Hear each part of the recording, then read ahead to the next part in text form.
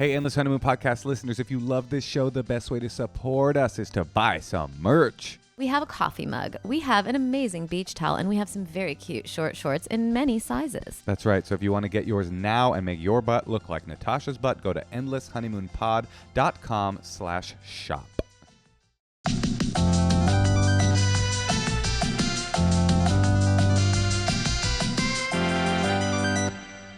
Welcome to the Endless Honeymoon Podcast. My name is Moshe. And I'm Natasha.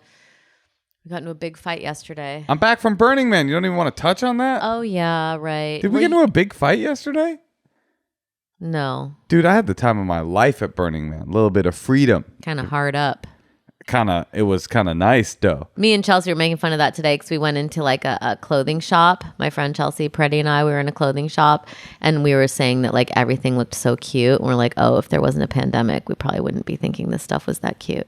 Because we're like, oh my God, I could wear this somewhere. I could wear this somewhere. Oh, you're saying any clothing that even has the illusion of leaving your house? Fun. Yeah, exactly. So for you, just going to Burning Man, you're like, I had the time of my life. I got to hang out in the desert in 100-degree heat. Terrible in analogy. A mask. Burning Man, a classically fun thing to do. I had a great time. I was COVID safe. I didn't even flirt with anyone. I went swimming in. Were there any women to flirt with even? There was many women. What do you mean? I feel like only men would be dumb enough to have done that. Well, you would be wrong about that. There's a lot of dumb women, and I talked to a few of them this last weekend. Me and my friend Andy Wood from the Probably Science podcast fame drove up. We soaked in a hot spring on the night before we left. What was more fun, the ride back, or the ride there and back, or being there? It was all fun. It was freedom, and it was very exciting. I will say there was not a lot to do there. There was a lot of dirt bikes. I rode dirt bikes a lot and dune buggies a lot, but I was often not that. I did a lot of reading of my book while I was there. I'm reading a book called Spies of No Country. What about you? What are you reading? I was reading this amazing book called Once Upon a Time, Gloria Vanderbilt's life story, but I lost it. That's so out of character for you. That's so weird. You're telling me that at the same time, I'm reading a book about early Israeli history and you're reading a book about a famous wealthy ingenue? She wasn't an ingenue, but I just like hearing about, I'm like fascinated by this like rich person from the turn of the century, like what their lives were like. You just really like old rich people. No, I just find it fascinating. Who is she again? I mean, she's Anderson Cooper's mom, but she like lived in the breakers. Oh, she gave us the coop. I had not known. That's interesting. But she had a really like fucked up life, and her mother was like this like teenage socialite, and you know, whose like maid would make her a bath like 3 times a day. Ooh, that's fucked up. People would just ignore the kid. That's a fucked up life right there. You got a servant drawing you a crystal bath thrice daily. You actually drew me a bath last night. I did. I'm really nice about that. You put kind of some kind of weird hippie tea bag in it. Oh, I wanted to talk to you about something hippie. Yeah.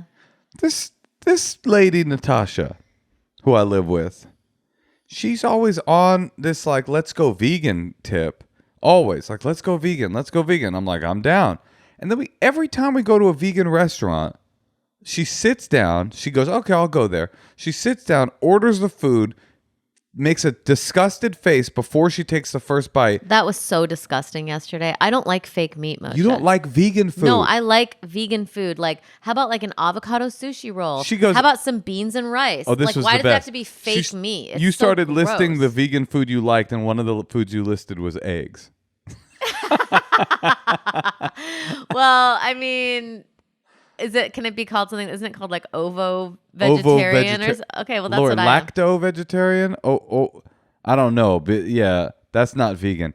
Anyway, I don't think you would make a good vegan, but you do a thing that annoys me. Okay. You decide you don't like a dish before you take a bite of it. Because I can tell it's gross. By looking at it? That was like fake bread, but you did fake it the night meat. You did it the night before too, because I made you fake cheese. Fake cheese is so disgusting. I made you soy riso that and eggs. That was gross. I'm sorry, honey. You didn't take a bite. You didn't know it was gross because you didn't take a bite. You I didn't.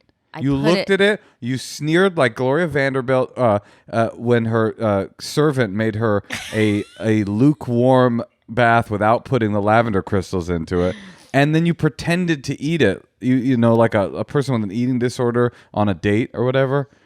You didn't eat it. Here's the thing I'm confused about with you. Why can't you just eat a meal that's not that great in order to get sustenance? I don't know. I'd rather not eat. You'd rather starve than eat something bad? Than eat something that isn't your favorite thing in the world. I'm not eating my favorite thing in the world every meal. All right, look. Did you want to talk about something? Oh, there was one thing you said to me the other day that I thought was kind of like I wanted to address in a public forum. Oh, good. Maybe on our podcast. Yeah, you were like... Wait, by the way, before we get into it, what do you think of my shorts look? Do I look like a scout a little bit right now? Like a scout from the early, pre-war Germany? I think I look... You're a little big for that, Moshe. You What do mean you like mean a Boy big? Scout? What do you mean big? A scout? Like a kid? Yeah, like a kid. You don't look like a kid. No, you look like a man. Yeah, but like a man scout. Like one of the leaders? Are you Yeah. trying to dress like a Boy Scout leader? I think I am. Wait, so basically the other day you said to me, you know, you've really... Well, first of all, we were talking and you were like, maybe you need a yoga class. Maybe you need to take a painting class. And then I was like, do you think I'm depressed? And you're like, you just have lost some of your buoyancy this last year and a half. Like there's not some kind of other thing coinciding with this time. Yeah, but that this whole... And women have like been the women. ones who have been like Why carrying the do you- whole pandemic, taking what do care you of mean everything. women have been carrying the How whole can pandemic? every woman with a family right now not feel completely like devastated and depleted? You know, like how are you supposed to be like buoyant Wait and a fun second. right now? Wait a second. This whole conversation happened because you were like, do you think I'm depressed? And I was like, yeah, maybe mildly. And you were like, what? I can't believe you would call me depressed. I go, oh, I'm sorry. I didn't mean it like that. You kept bringing it up. I'm not depressed. I'm not depressed. Why would you say that I'm depressed? How could you say that I'm depressed? And this in your defense, your public defense of you not being depressed, you said you're devastated and depleted? That seems worse than mildly depressed. Why does it have to be depressed?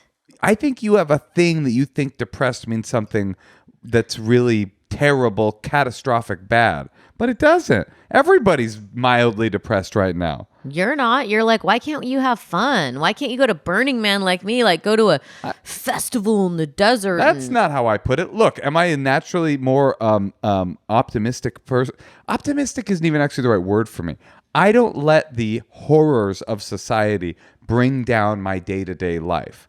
I and we've talked about that before. Somehow I am able to, despite the fact that it seems like we are careening off a cliff, headed towards certain doom, climate doom, culture doom, COVID doom. Maybe you lack empathy. What does empathy have to do with it? Well, what about like... What, are you saying you feel sad because everybody else is sad? Yeah. Oh. I am saying that. I don't know why. It's like a collective feeling. But wait, why is it bad that you're saying if someone's not devastated and depleted, they lack empathy? I'm just trying to live a fun, good life. But I wasn't criticizing you. I was trying to be supportive and say, hey, why don't you take a yoga class? Why don't you take some time to yourself? Why don't you do tennis lessons? Why don't you do a meditation practice? I was just trying to be like a supportive. You're very supportive. I really appreciate that about you. Nice little husband scout, and you took it like I was critiquing you, but I wasn't. And then you took the word depressed as if I was saying that I think that you're like clinically and severely depressed. But I was saying like everybody's more depressed now than they were 2 years ago. And I just noticed that you 3 years ago you seem like you have 3 years ago, or do you think maybe about 2 years ago and next March? Feel like the circumstances of the last 2 years are weighing heavily on your shoulders, and I wanted to help you find suggestions to get out of a little bit of that. I wasn't saying that you're fucked up. I just think it's a funny thing for like a guy to be like, yeah, you used to be like more fun before there was like a national or a I don't want to make this a pandemic. men's rights thing, but it's like, do you think women are the only people that were affected by the pandemic?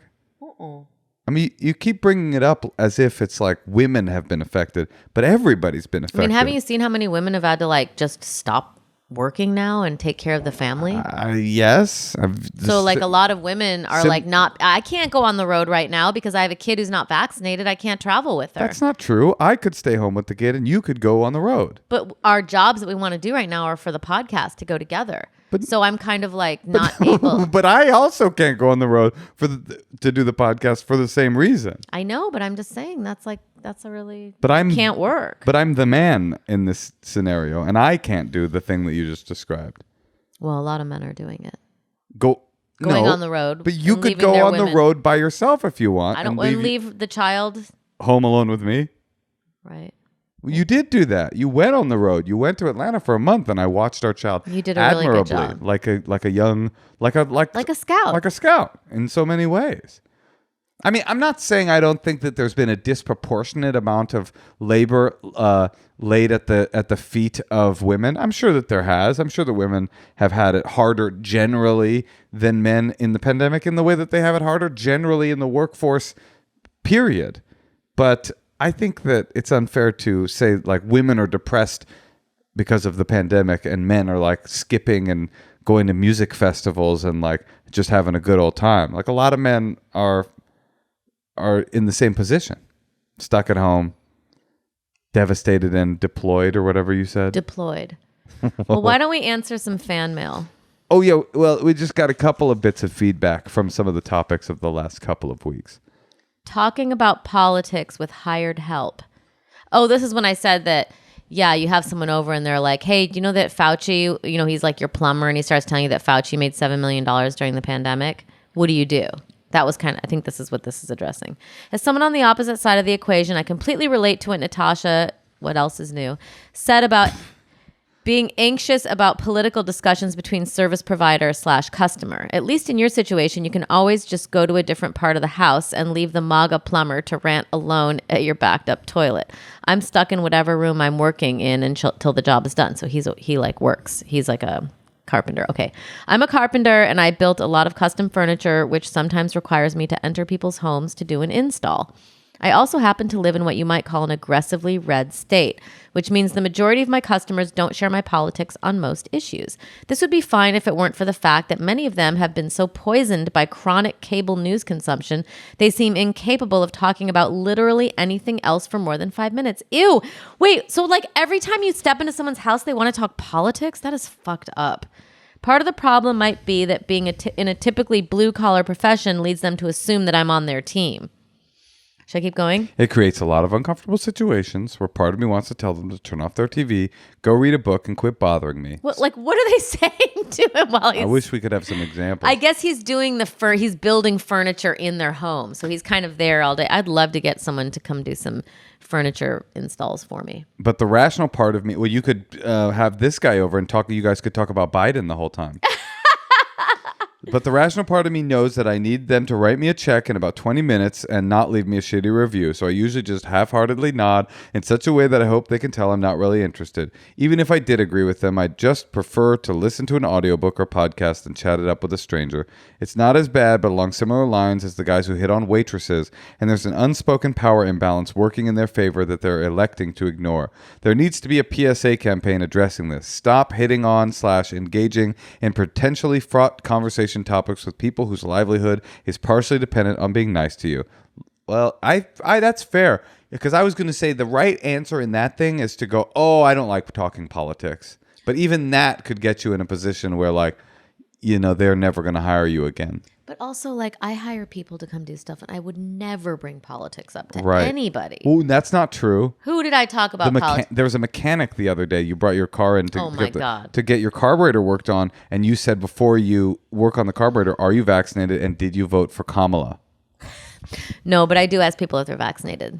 Really? Do you? Yeah, at our kids' school, they're like, oh, we're not allowed to give away information about our vaccination status. So I just rally down. Oh, that's right. You cornered a 20-year-old and forced her to tell you. I want to know if they're vaccinated. We got another. If my kid's going to school there. We got another bit of email here about the words hooker and prostitute. There was a little discussion on the podcast whether hooker was an inappropriate or appropriate word to use for sex workers these days, or if prostitute was appropriate or what. So This person writes, "Hey, Tosh and Moshe, proud sex worker here and a huge fan of you both. Listen, writing down her email. Hold on just a second. Putting that into my phone. Okay, listening to your last Secrets Vault, I heard you guys discussing the words hooker and prostitutes and thought I might weigh in and offer some thoughts. I know this will seem odd with the word prostitute seeming to be the most professional sounding and often not used as an intended insult. But in my community, prostitute is actually considered the most insulting and demeaning term. I did not know that.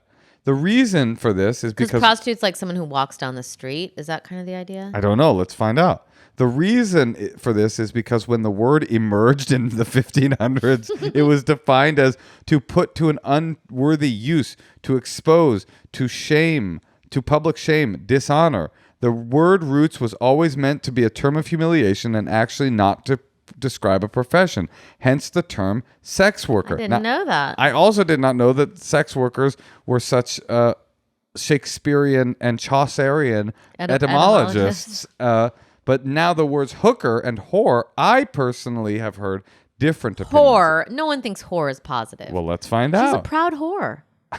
Our daughter's a proud whore. Let's find out. They are words meant to demean us, but many sex workers, including myself, feel they've reclaimed these words and find them all right. Others disagree, of course. Personally, I would suggest using the term of the specific kind of sex work you're talking about in conversation. For example, full-service escort, sugar baby, cam girl, podcast host.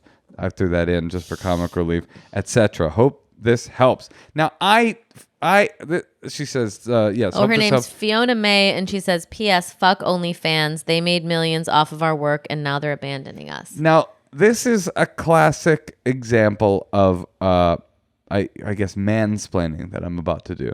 But strap in, guys. I find it difficult to believe, Fiona May, that the community of sex workers, maybe in like a politicized group of activist sex workers, sure. But you're telling me your rank and file sex worker not only knows the 1500s original root definition of the word prostitute, but finds that... Maybe they do. Maybe they do. Other sex workers, if you're listening, write us. Does Fiona May speak for you? I can't imagine whore being a positive. I get it. No, yeah, whore is like, you know how like some gay guys will call each other the F word, or like, Oh, it's like, hey, whore. Yeah, kind of a thing. Oh, I'm a whore. No, you know what? Don't call me a sex worker. Call me a whore, because that's what I am. Or how fat people have reclaimed the word fat. You know, it's meant to be demeaning, but they're like, you know what? Call me fat. It's kind of like that.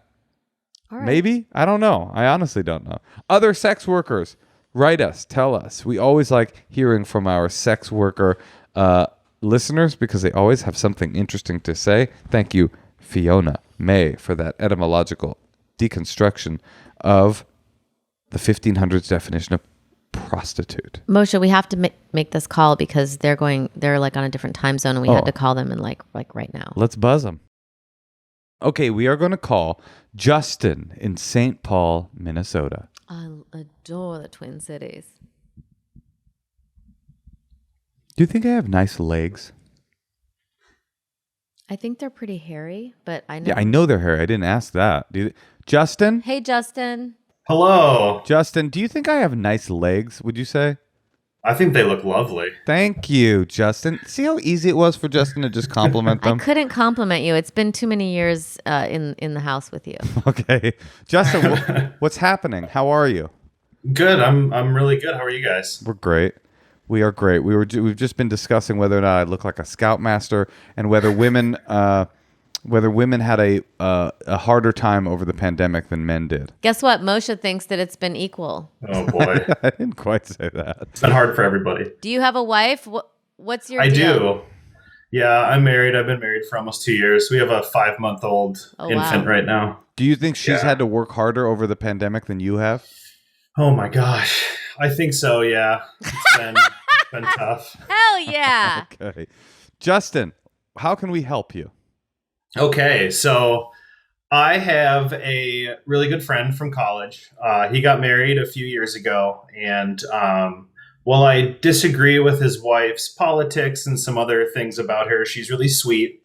Until about the past year or so, maybe more recently, she's come out of the broom closet as a witch and has dedicated what seems like her entire life to doing witch things. And she started a coven with somebody she met online. Wait, how do you start a coven? Is it like an online coven?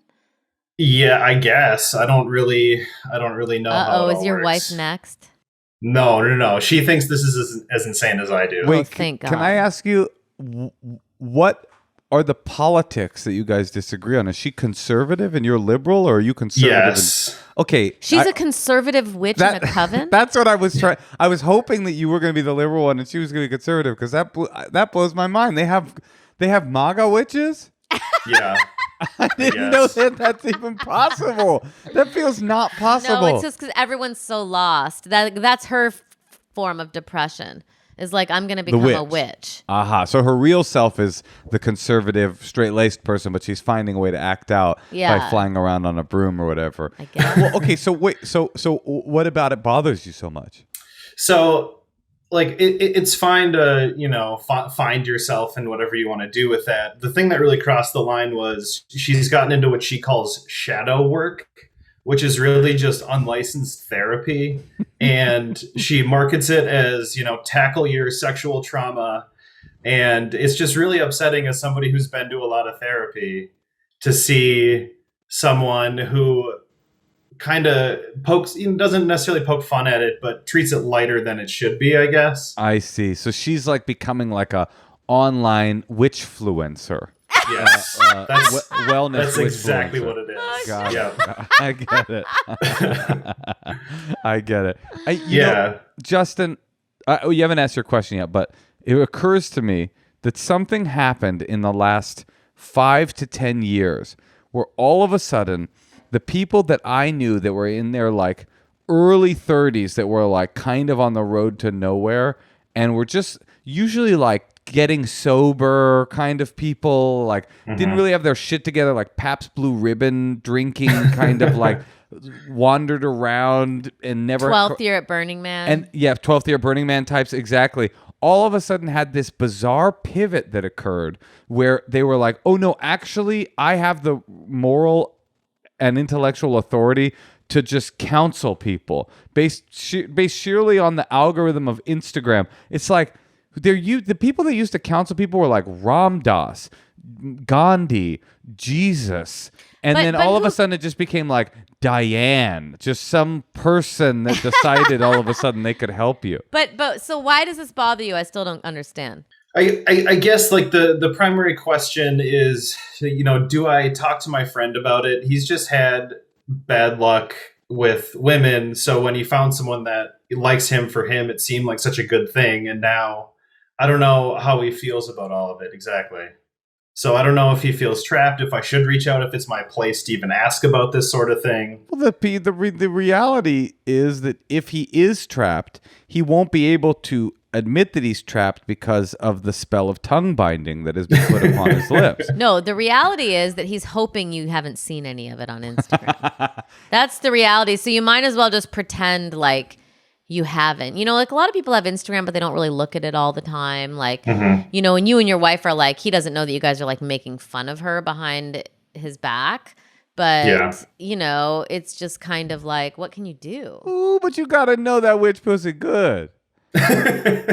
Guaranteed. Oh, guaranteed. Conservative witch pussy. Even better. It's transgressive. It's transgressive in multiple areas at once too. It's like it's forbidden fruit in all these different ways. I bet the sex is great. I mean, there's nothing that you can do about a friend with an annoying partner. It's really, really not your business. Your business is to draw boundaries, and it's going to be difficult to do because, to be honest with you, all the boundaries you'll put up, she'll light a cone of incense and Beelzebub will destroy those boundaries. But I'm just saying, like, really, no, you should definitely. It like he knows and either thinks it's cool or knows and cringes at it, but it is willing to accept it despite the fact that it's cringe. And you definitely shouldn't, because then you just, but then you lose a friend. And be happy for him that he's having some sex, and it's maybe it's like a persona thing, but how often do you have to hang out with them? Not very often. That's the thing. Is it used to be much more often, but they've moved recently. So I don't know if they've moved really far away. So I don't know if he's like reestablishing social circles and that sort of thing. Now, did they move to what? To Iceland or to Transylvania? Or where do witches go exactly? Nashville, apparently. Yeah. I don't know why. So shadow work is just like when a witch decides she can counsel you. Exactly. And it's very expensive. We looked it up on our website today, and it's like $1,000 a year, I guess, to do this. That's the bare minimum subscription you can have. Does she have clients? I don't know. I haven't asked. It's just kind of been. She has one, I bet. I mean, if you do your due diligence as a friend and try to divorce this thing from its like salacious topic, which is that it's Wiccanism, and not just think of it what it really is, which is just like religious counseling. If think of it like that, it becomes less like wild, and it's still it's just as annoying and inappropriate to get counseling from an untrained person just because they are your pastor, but it makes it less like cringy, and I feel like focusing on that, right? What do you think, Tosh? Yeah, I mean, again, there's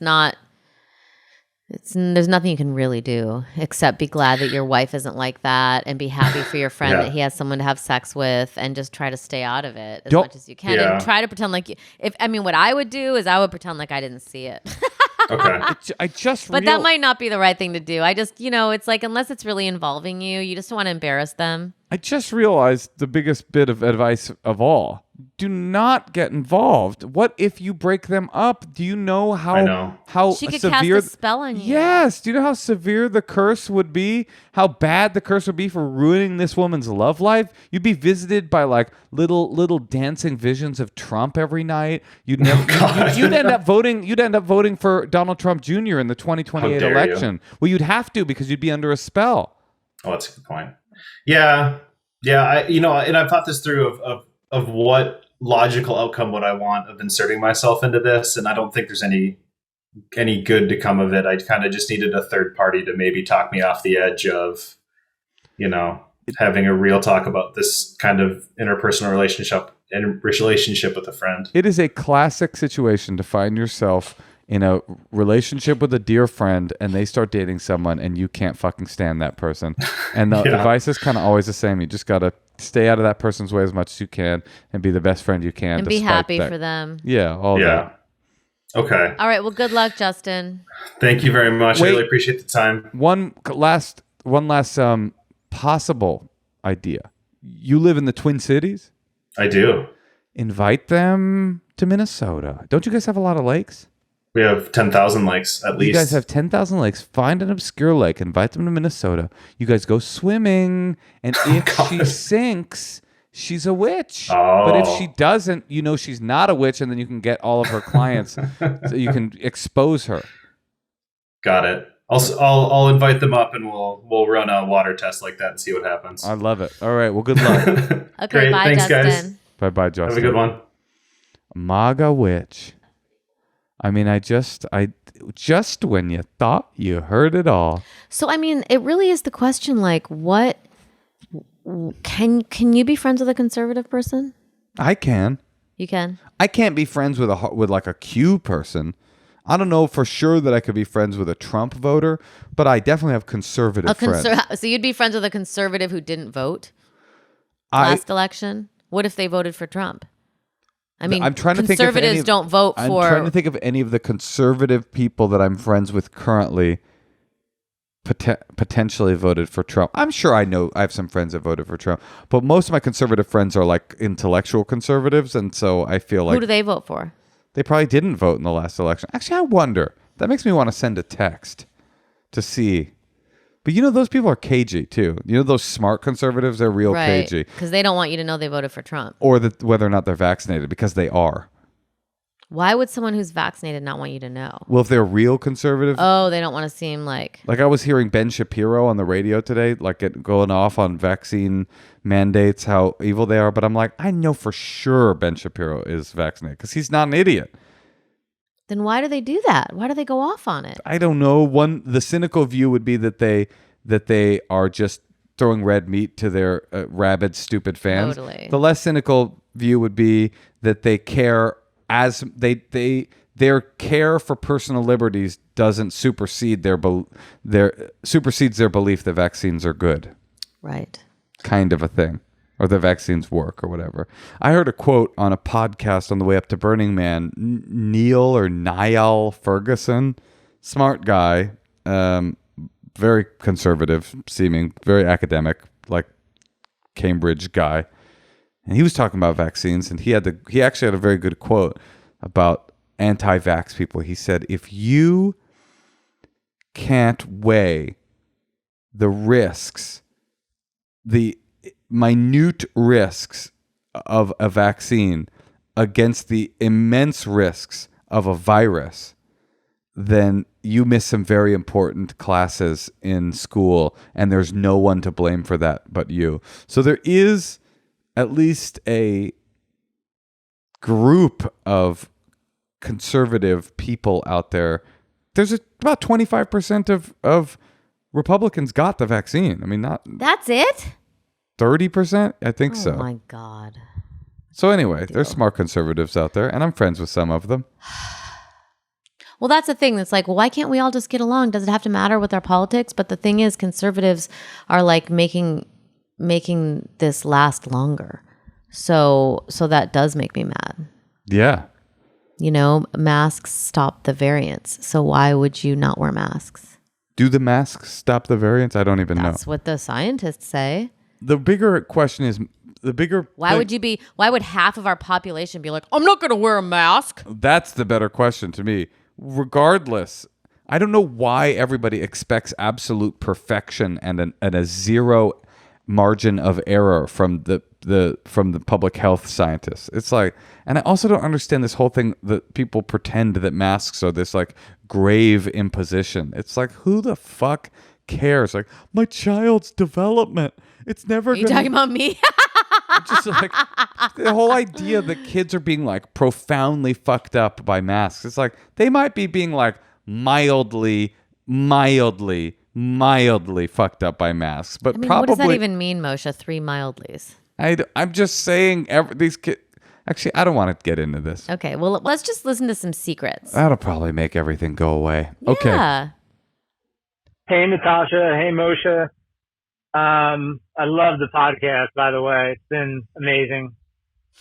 So I have a secret that I haven't told anybody. The only person knows is the other person that was involved. About maybe a dozen years ago, I put an ad on Craigslist Casual Encounters. I was married at the time, and I was looking for some side action and another married woman, and I lucked out, and somebody responded, and we wound up hooking up. We met for probably like 2 years, and This is awful. about a year in, we would meet at a motel like every week, once a week for like 2 years, I swear. Wait, this is a little more than a secret. Well, hold on a second. One time. Have you never heard of an affair before? This is just a guy having an affair. I don't know why this of all the secrets we've I listened just to. love that he's like in a new marriage looking for another married woman to fuck in a motel for 2 years. Did he say new marriage? He just said he was married at the time. Okay, let's just keep listening. All right, we haven't got to the secret Well, part. just think of all the secrets we've heard over the years, including cooking a parrot alive and like scratching her butthole with a lighter and then smelling it at night. This guy going, I cheated on my wife. You're like, this is crazy. I can't take It's it. just a funny idea because I thought that was his secret, and it's like he's had a 2-year motel affair with another married woman. But anyway, let's keep listening. First of all, the sex was like full on, like sporting sex. And as time got on, we got more and more risky in our behavior. And after we were meeting for some time, I I would come inside her, right? So one time I did it, and the next week that we met, she was like so giddy, and it was really pretty ridiculous. So she had gone home the week previously, and which is a very rare occurrence. Her husband was feeling horny, I guess, and they started going at it, and he went down on her. She hadn't showered or anything, and she thought it was awesome that he loved it. He was like, "Oh my God, it tastes so good. I love it. I love to go down on you." Da, da, da. And she was laughing. Literally, she was a slutty girl. She really loved it. She was a lot of fun. Whore. And only her knows that, her and I. So that's my secret. Keep going with the podcast. Love it. Wait, he's saying his secret is that her husband licked his cum and was like, "You taste so good," but didn't know it was cum. He was just didn't know. He thought it was her cum. He's just like, but finally, it really was like finally, her Craigslist casual encounters cum. He's like, finally, it tastes the way I've always wished sex tasted. Why do you think she's cheating on him? That's intense. Well, here's one thing I have to say. The thing about affairs that's not really fair, like, oh yeah, the sex is like off the charts because it's like all forbidden.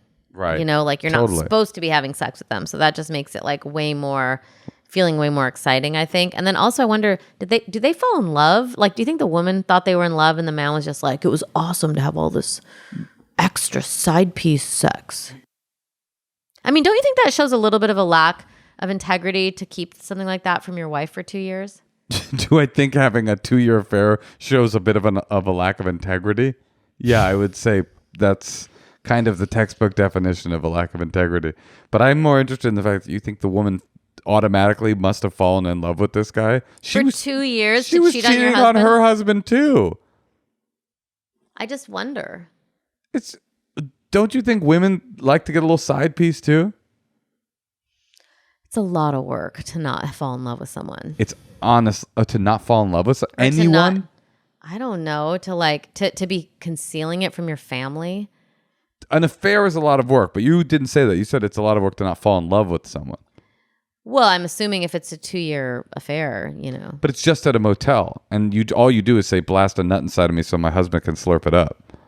I don't know. I mean, I'm glad he likes the podcast, but I don't know. I wouldn't engage in a 2-year affair with someone. What's the upper limits time-wise? I think maybe like doing it. I don't know. You're saying a one-time thing? I mean, the biggest issue here is definite. Well, first of all, I mean, obviously cheating on your partner is bad, but cheating on your partner unprotected and busting nuts in them, yeah, it's just like that. What are you doing? Like, you're gonna get STDs. You're gonna get people pregnant. It's just like, what? Why? You're gonna hurt people's feelings. Well, yeah, but you already crossed that threshold when you decided to log on to casual encounters. Right. They don't even have casual encounters anymore. So okay, I need to cleanse my palate. Can we hear another one? All right, I need to cleanse my palate with a shot of that dude's cheaty jizz. All right. One more.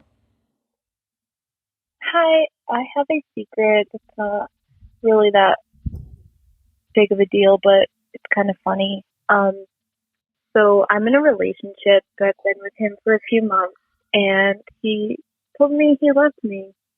And I had a lot of trouble just saying I love you too, even though I felt Natasha. it just felt very awkward.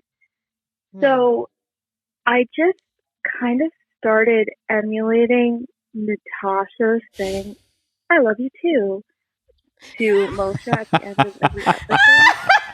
And I just kind of felt like that was an easy way for me to ease into it by just kind of imitating her.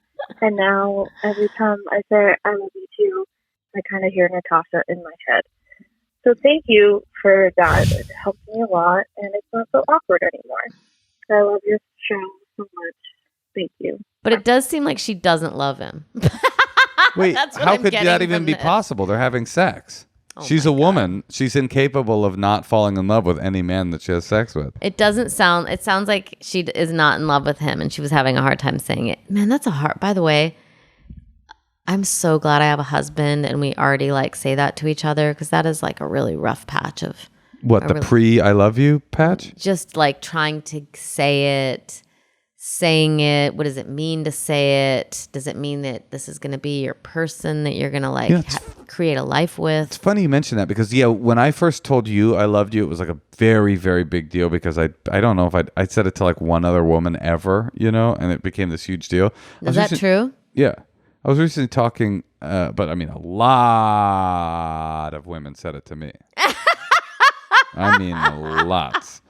But anyway, no, and I was talking to a friend of mine who's dating someone new, and I go, where are you guys at? Or like, have you guys said I love you? And he's like, oh yeah, but I don't think of that as that big of a deal. It's I love her and I said it. Like, I thought that was a more healthy approach to the I love you thing. Not making it a huge deal. Yeah, you're like, oh, I've told lots of people I love them because I do. I love you. Like instead of it being this like, what does it mean to say it? It just feels like people give it too much gravitas, and it's not that big of a deal. Well, I think that you think that if you're actively in love with someone, it means like, oh, we are moving forward in something. Well, okay, let me give you an example. There's this woman that I've been seeing for the past 2 years, right?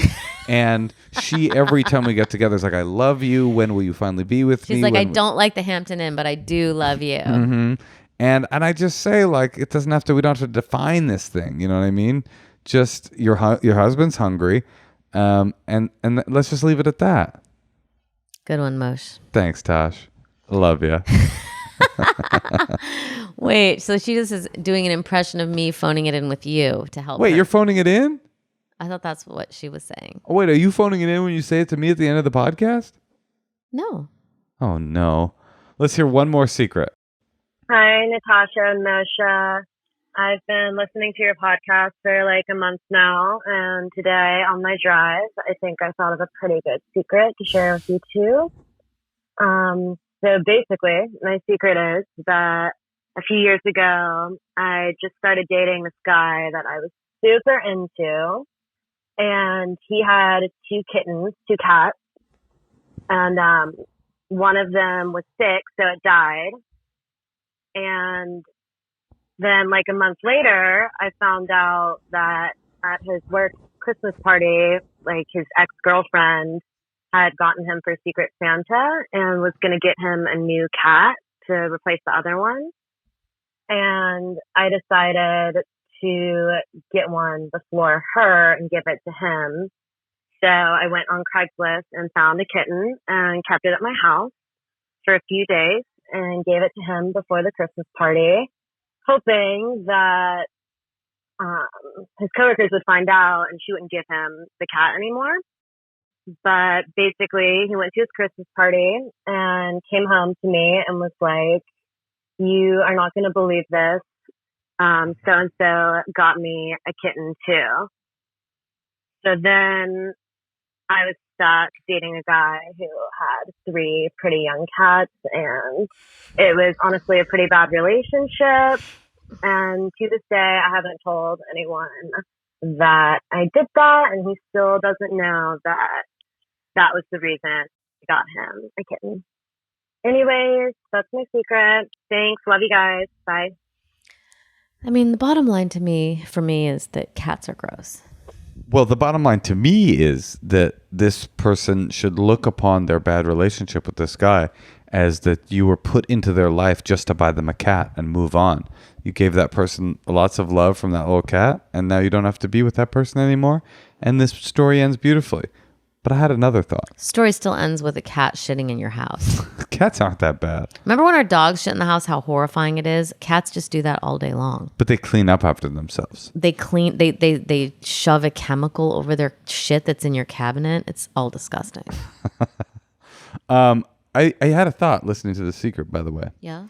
A lot of our listeners call in. They start listening. I love a new listener, by the way. Welcome.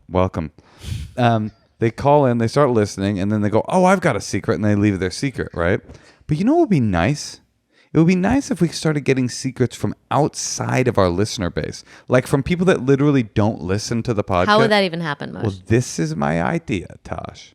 To our listeners, here's what you're gonna do, because we want random secrets from people so we can all talk about them, and as listeners and hosts talk about them, and they're not even fettered by the idea that these people are of the demographic that like this podcast. So here's what we're gonna do.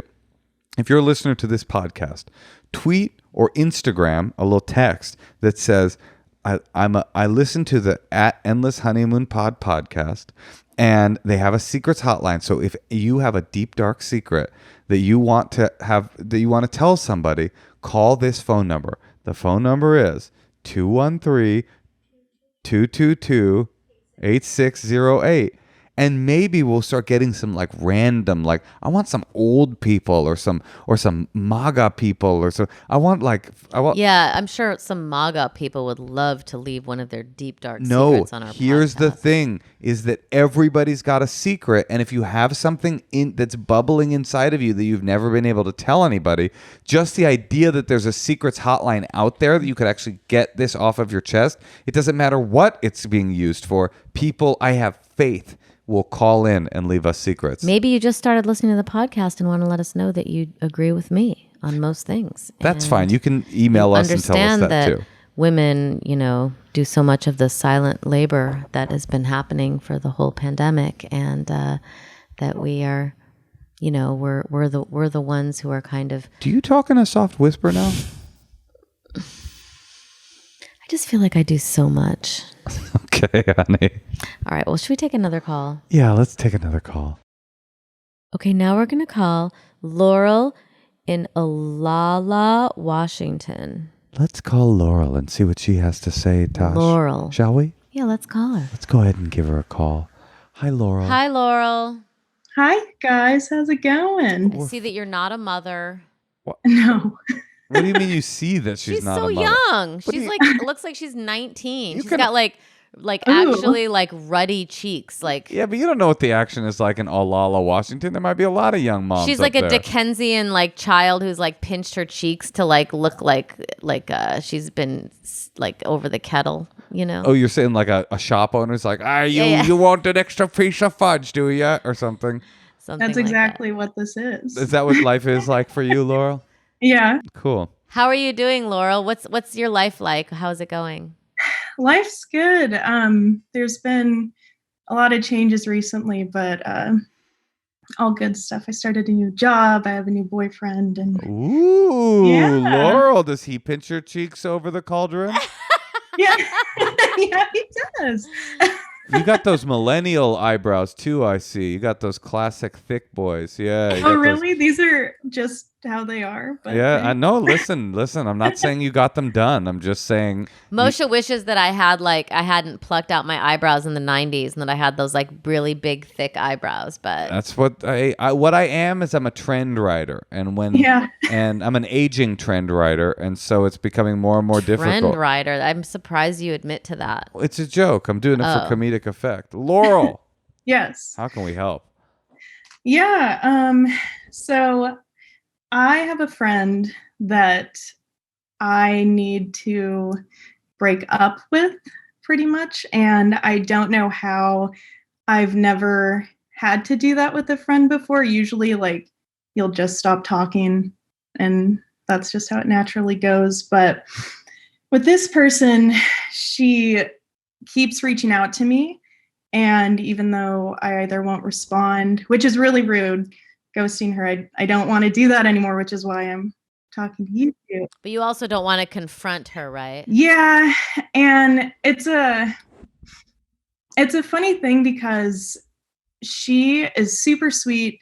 We're very we're interested in the same things, but emotionally, she has a lot that I can't really handle. And it's just whenever we hang out and she vents because we don't see each other that often. So like when you hang out, like you tell all that's been going on, it's really, really draining. And just her issues that she has, I can't help with. And she acknowledges that she has these big issues, but she's not trying to work on them. How do you know she's not trying to work on them? she's told me, she's said how she knows that she has these problems and she won't go to therapy. And because I've suggested that to her before. And so it's kind of hard to be around somebody that knows that they have these things, but won't try to change. So she uses your friendship as a way to vent about these problems that she's not willing to work on. And so every time you guys hang out, she's like just dumping her emotional baggage on you. Is that kind of what's happening? Yeah. And I also I wish I could go into detail about some of these things because I don't want to seem like a friend that's like abandoning somebody for just like opening up to them. But what she's confided in me, I don't want to share because it was very personal to her, but it's just really hard for me because I am very sensitive. And so to take on these things from her, it's just, I can't. Well, and here's the good news. So If you hard.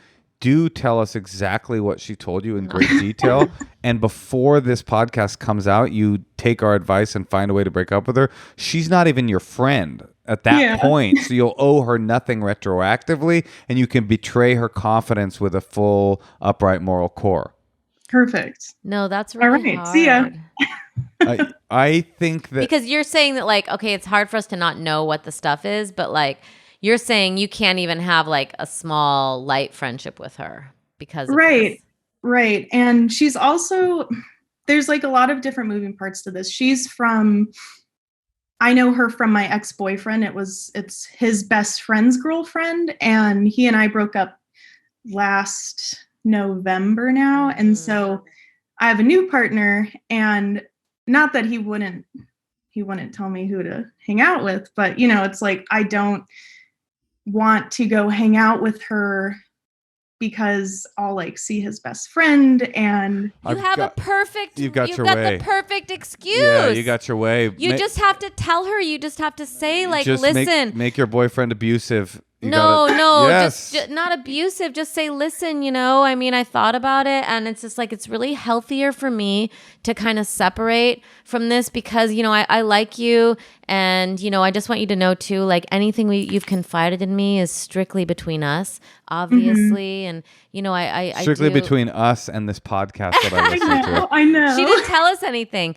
But, you can say, but at the same time, like, I just need to really have firm boundaries at this moment I'm at in my life. Like, make yourself feel very heavy and serious if you need to. You don't have to be like, I have a new boyfriend. I don't know how he'll respond to it.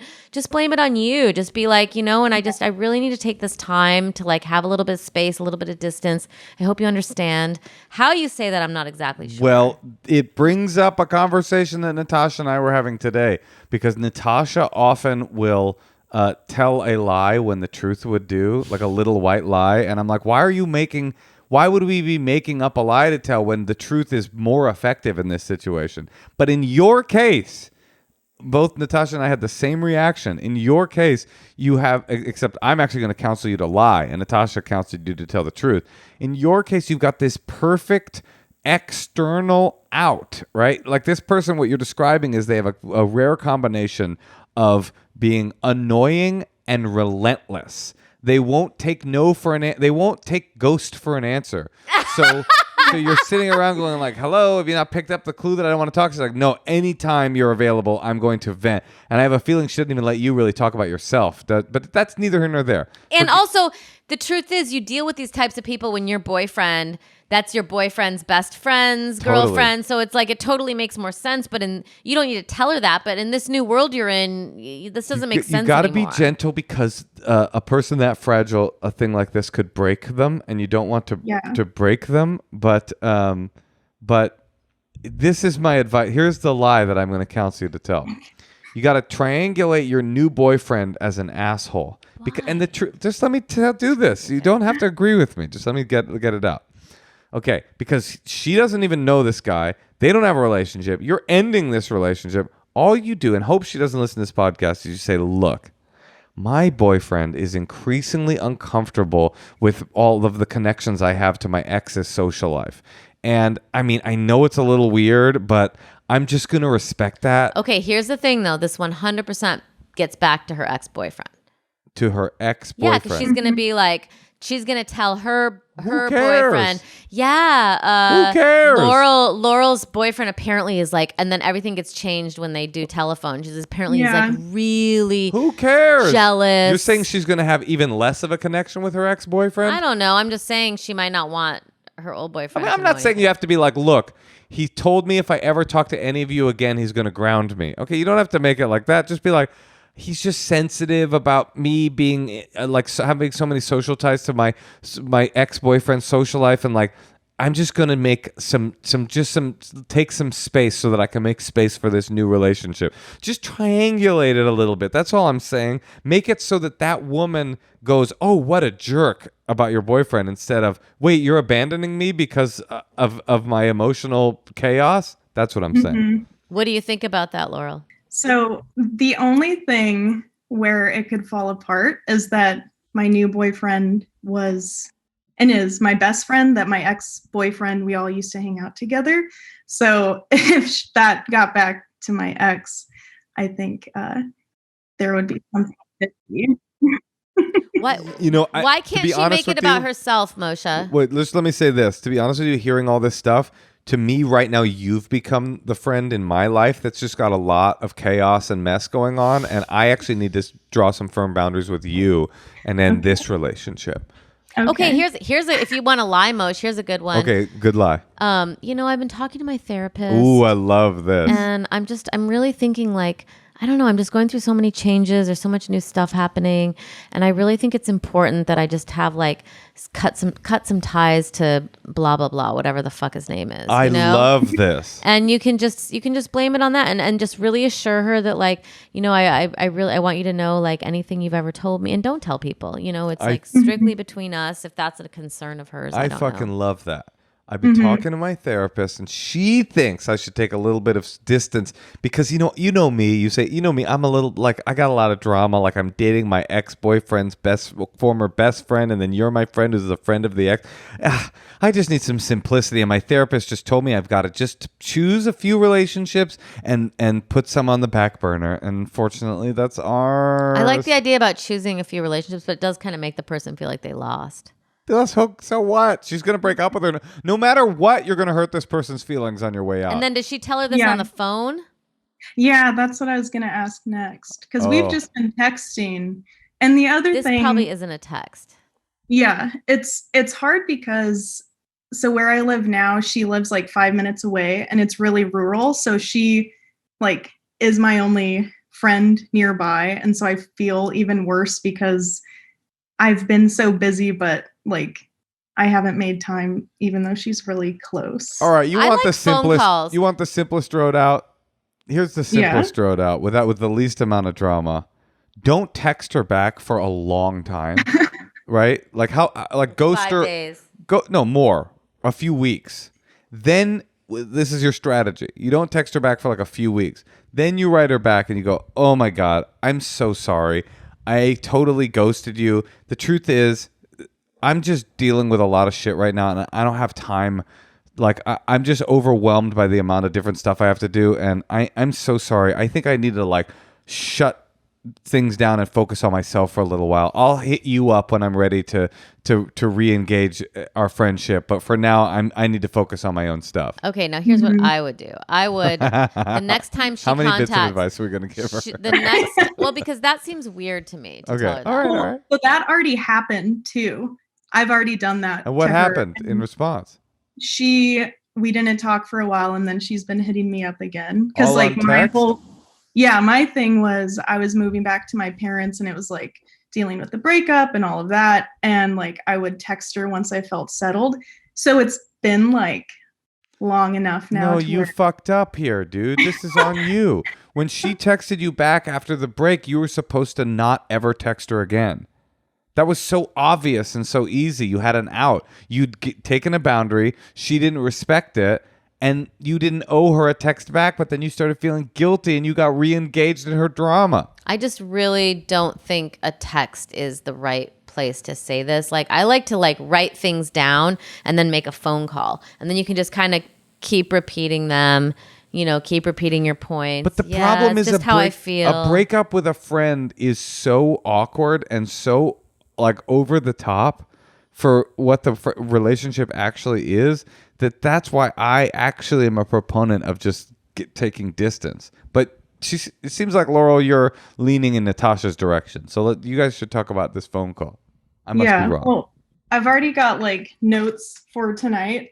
So I am like a note taker, and I have to do that before phone calls because it's like, it just helps. Well, women do it a lot too, I think, because it's like helps you not get railroaded, and it helps you like stay very on task and clear and not get your emotions like, I feel like, men just naturally feel like they deserve everything. Oh my God. And so women, it's just a little harder for us, to like really be able to stand firm. Right. Because men can walk through most given interactions and not gender them and not reduce them. They don't need to. Yeah, they don't reduce them to gender essentialism and that men act like this, women act like this. They're more able to just say, this is how the people are walking through this experience. But honestly, like, you could actually, it is a little funny for you to call her without unprompted, because then it's like she's like, hey, I'm just sitting here. So it's almost like throwing her off balance. Yeah, you kind of want to wait for her to like reach out to you 2 or 3 times. I don't know. And then you can kind of be like, hey, do you have a second to chat on the phone? It's not going to feel good no matter what, but making yourself a little more clear and not getting into a text back and forth with someone who's like clearly slightly unstable.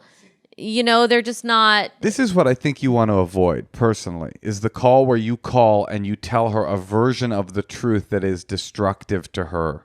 Where you say some version of, look, this relationship for me is just so taxing and emotionally and that's going to make her feel bad. And you require so much from me that I can't give it to you. It's more like, finding the kind of space between the white lie and the truth, which is like make it all about you. The gentlest version. Yeah, making it all about you is just like, to be honest with you, right now, I don't have time in my life for relationships that take a lot of work. And like, unfortunately, I need to take I don't like. No, I know what you could say too. You could say, listen, I'm really excited about my new relationship.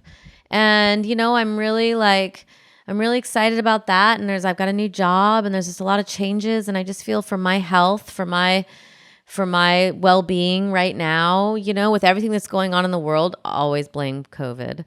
Yes, COVID. With everything that's going on in the world, like, I just feel like it's just better for me to just have a little bit of distance right now, because you're so connected to my last boyfriend. And I don't know. I think she would understand. If she didn't understand, I don't know. Maybe she's just like a vampire. Well, she seems like in a way she is, but I like what you're saying, Natasha.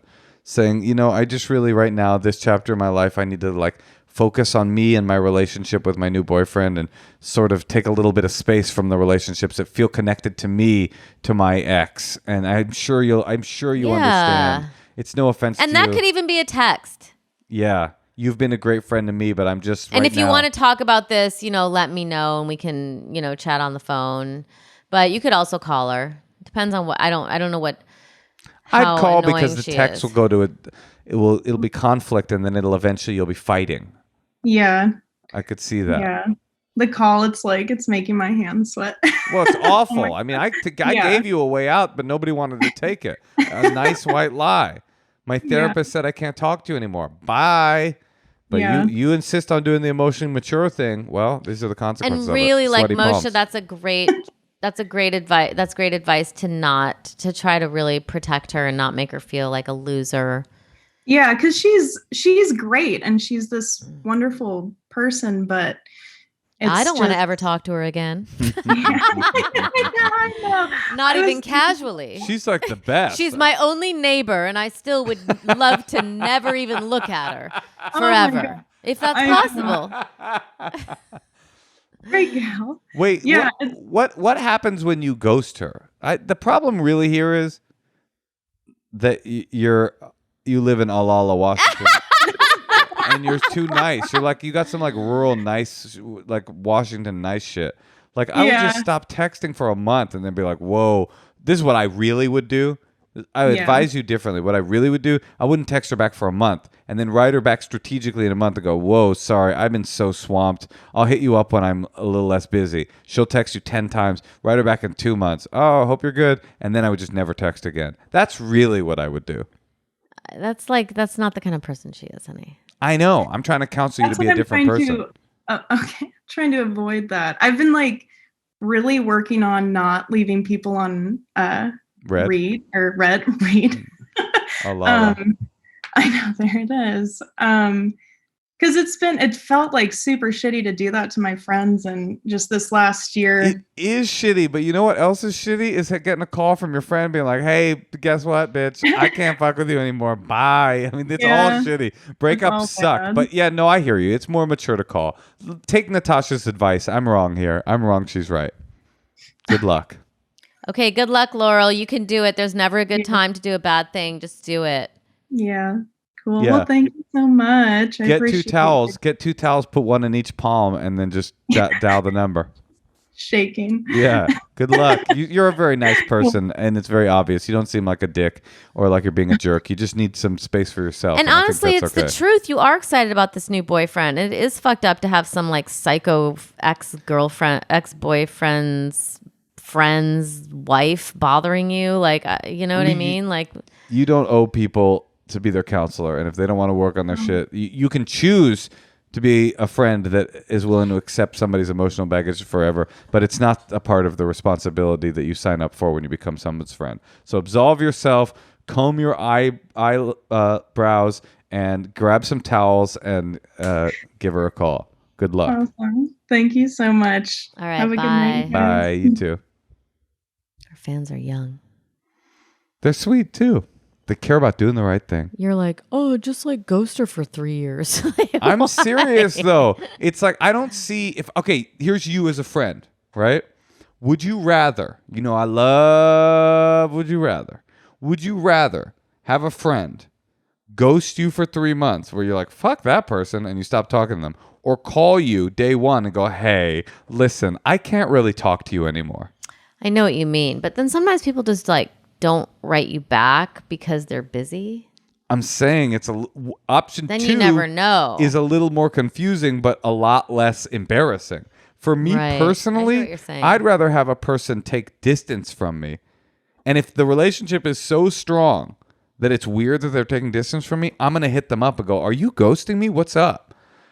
As opposed to having my friend call me and go like, hey, here's the thing. You're mildly annoying, so I'm going to kind of be wrapping our relationship up. I know, but some version of that, I'm good. That's just me.